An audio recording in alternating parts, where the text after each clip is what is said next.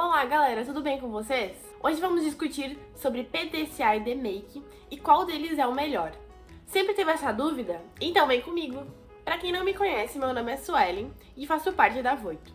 Não esquece de deixar seu like, comentar e compartilhar o conteúdo para chegar em cada vez mais pessoas. As ferramentas DMake e PDCA foram criadas visando a melhoria contínua de processos. Por isso, elas são feitas em ciclos. Quando um ciclo finaliza, inicia-se o próximo, buscando melhorar cada vez mais e continuamente. Mesmo que as duas foram criadas para processos, elas podem ser utilizadas para resolver qualquer tipo de problema. Tá bom, mas antes de comparar as ferramentas, vamos definir o que é cada uma delas. Começando pelo PDCA, ele nasceu de uma problemática em que, antigamente, as pessoas não davam o devido valor para o planejamento e davam mais valor para a execução. A gente não precisa aqui falar que o planejamento é essencial para o sucesso do projeto, né? Com isso, os projetos tinham uma grande taxa de falha, fazendo com que necessitasse de um novo método para a resolução de problemas e projetos. Com isso, foi criado o PDCA. Beleza, mas quais benefícios esse PDCA trouxe para as empresas que o implantaram? Primeiramente, houve um aumento da competitividade dessas empresas, já que os problemas são resolvidos de forma muito mais eficiente. Houve uma gestão da qualidade e, por terceiro, houve uma padronização dos resultados obtidos, fazendo com que as boas práticas não se percam conforme o tempo.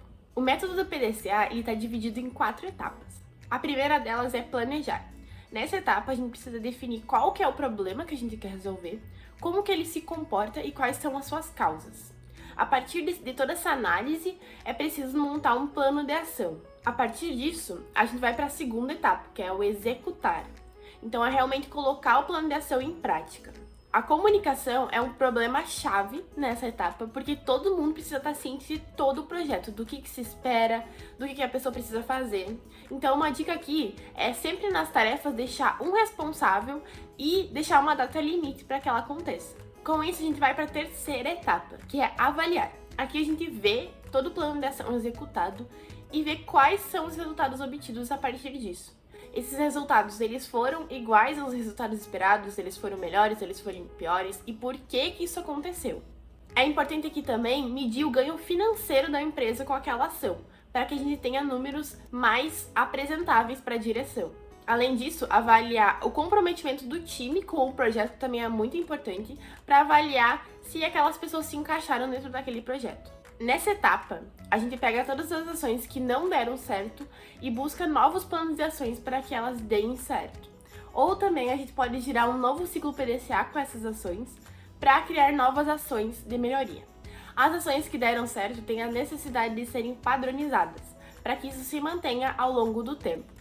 Então, essa etapa ela é responsável por fazer com que essas ações perdurem na empresa por um longo tempo. Para ficar mais claro, vamos apresentar um exemplo aqui do PDCA no atendimento ao cliente. Foi constatado que há muitas reclamações em relação ao atendimento ao cliente numa certa empresa. Por isso, foi criada uma meta. Em 30 dias, é preciso reduzir 10% da insatisfação dos clientes com o atendimento naquela empresa. Assim, definiu-se um plano de ação, que é criar um manual de atendimento para que todo mundo siga, ou seja, padronizar como o atendimento iria acontecer, e fazer o atendimento em duplas, com membros mais velhos e mais novos, para que os mais novos peguem o conhecimento dos mais velhos e consigam se adaptar mais rápido. Com essa execução feita, notou-se que apenas 7% de diminuição ocorreu, ou seja, a meta não foi batida. Um dos motivos disso foi que o atendimento ficou um pouco mais longo, já que tinha 2 pessoas falando e tinha um protocolo a ser seguido. Com isso, decidiu-se girar um novo PDCA com essas novas problemáticas que surgiram para que elas sejam sanadas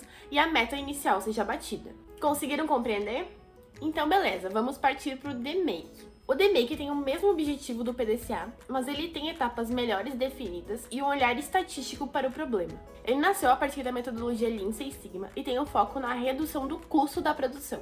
Os benefícios do DMake são menor probabilidade de erros no processo, já que o planejamento é muito bem explorado, planos de ação mais assertivos, já que é feita toda uma análise de dados acerca do problema, e, é claro, a melhoria contínua. O DMake é dividido em 5 etapas. A primeira delas é a etapa definir. Aqui deve-se definir realmente o que a gente espera do projeto, quais são os clientes e fornecedores envolvidos nesse projeto, qual vai ser o ganho financeiro qual a meta que a empresa tem a partir desse projeto e qual processo está envolvido nesse projeto. Nessa etapa, também é importante formalizar o acontecimento do projeto, fazendo o contrato dele. A segunda etapa é a etapa de medição. Aqui deve-se levantar os dados que a empresa tem acerca daquele problema e verificar se esses dados são confiáveis para análise. Além disso, deve-se levantar as potenciais causas do problema e priorizá-las de acordo com o quanto essas causas interferem no problema em si. Assim, partimos para a terceira etapa, que é analisar os dados obtidos na segunda etapa. Aqui é importante que a gente já levante quais são as causas raízes do problema, então as causas que realmente interferem para que aquela problemática aconteça dentro da empresa. Com as causas potenciais levantadas, a gente garante que a gente está trabalhando realmente no problema mesmo, a raiz do problema, para criar uma solução efetiva para aquilo. Aqui a gente monta um plano de ação para cada causa raiz que foi levantado na etapa anterior. Porém, nem todas as causas raízes são uma igualmente à outra. Então, a gente precisa priorizar essas causas raiz. Assim, conforme essa implementação, é necessário ir acompanhando os resultados para ter certeza que aquela ação está sendo efetiva para aquele problema. Com isso, finalmente chegamos na última etapa, que é a etapa de controle. Nela, é necessário pegar todos os resultados obtidos e analisá-los. Aqui, também é necessário analisar as ações tomadas, quais deram certo e quais não deram certo, padronizar as que deram certo e as que não deram certo, buscar novos planos de ações para elas. Se necessário, também é possível gerar um novo DMake para essas ações, mas como a gente já tem toda a análise, talvez não seria interessante gerar um DMake e sim um PDCA. Agora vamos pegar o mesmo exemplo do atendimento ao cliente do PDCA, que a gente viu anteriormente, e vamos aplicar agora para o DMake como que ele seria feito. Vocês podem ver que ele é basicamente o mesmo, a resolução é a mesma, mas o que acontece? No DMake a gente tem uma análise das causas potenciais antes de partir para o plano de ação em si. Então, no próprio problema, se eu tenho muitas reclamações em relação ao atendimento, é necessário verificar o que essas reclamações dizem. Se o atendimento foi muito longo ou muito curto, não resolveu o problema dele.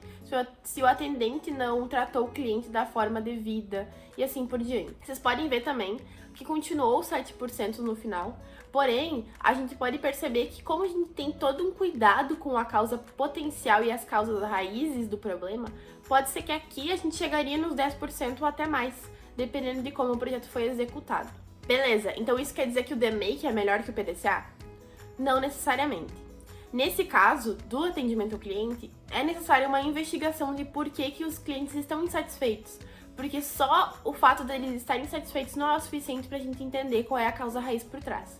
Mas nos casos que são mais simples e que a gente já entende a causa raiz sem precisar de muita investigação, o PDCA ele pode ser utilizado e ele vai ser tão efetivo quanto o DMake. Então isso quer dizer que nenhum nem outro é melhor. Apenas que é necessário avaliar qual problema e qual projeto que tu tem na tua frente e definir qual ferramenta é a melhor para cada projeto. Se você gostaria de se aprofundar mais no assunto, na descrição a gente vai deixar alguns materiais complementares. Ficou alguma dúvida? Deixa nos comentários que a gente vai responder o mais rápido possível. O Descomplica Boito vai ficando por aqui, mas não fica triste que logo logo a gente tá de volta. Inclusive, se tu tem alguma sugestão de tema que tu gostaria de ver por aqui, por favor, deixa nos comentários que a gente vai dar uma olhada. Não esquece de deixar seu like, comentar e compartilhar com os amigos.